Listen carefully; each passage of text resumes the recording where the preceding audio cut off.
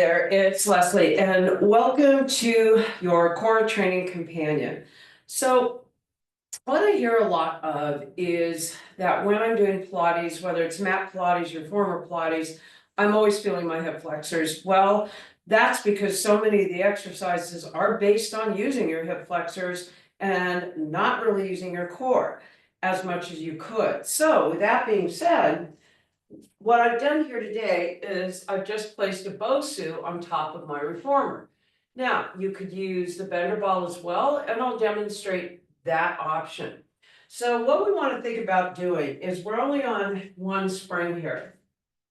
And the reason for that is really your carriage is not going to move that much. Place your hands on the side of the Bosu and just kind of scoot forward a little bit. So the logo is behind you and the Bosu is actually protecting the low back. So instead of using so much hip flexors here, then when we lean back, look up and then feeling the front of your body engage as you open, as you close, you're still looking up. Now this is pretty much all levels could do this. We can also bring our arms here, or we could have our hands here as we press back and in, or not even move the legs at all, just because my goal right now is how much can you feel the front of the body engage and not your hip flexors.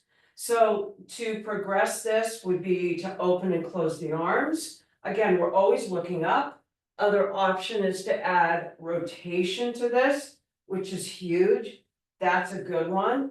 You could add handheld weights, and for your more advanced students, we can be here and just simply lift and lower. Always thinking, not engaging so much hip flexors.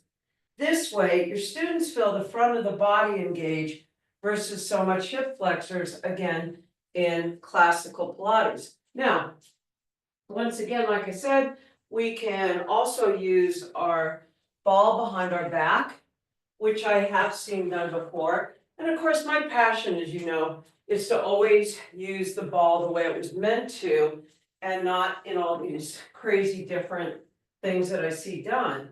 So once again, whoops, come back here. We wedge the ball behind the low back, and we are here. Now, I have seen the jumping here, way too much hip flexors. So by keeping the feet down, looking up, feeling the front of the body engage, we open and we close.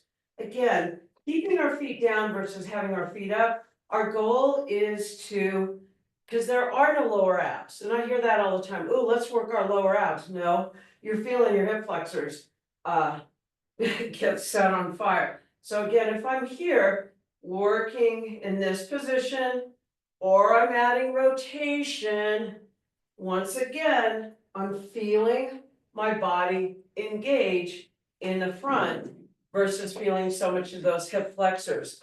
So once again, here's just a little tool, a little technique to notice how you feel, authentically and never compromising your low back. This is Leslie, your core training companion.